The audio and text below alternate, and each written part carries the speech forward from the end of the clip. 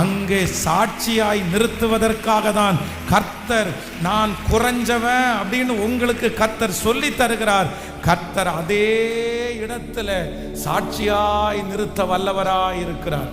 அப்போ என்னுடைய வாழ்க்கையில நான் குறைவாய் நினைக்கும் போது என்னை ஆண்டவர் என்னை சுற்றி இருக்கிற எல்லாருக்கும் முன்னாடியும் என்னை குறைவாய் நடத்தும் போது நான் செய்ய வேண்டியது என்ன தெரியுமா?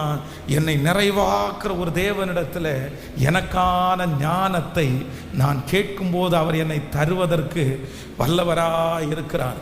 ஆமென் சொல்லுங்கள். நீங்கள் கேளுங்க, ஆண்டவரிடத்தில் கேளுங்க. வாலிப தம்பி கேட்கணும், வாலிப தங்கச்சி கேட்கணும்.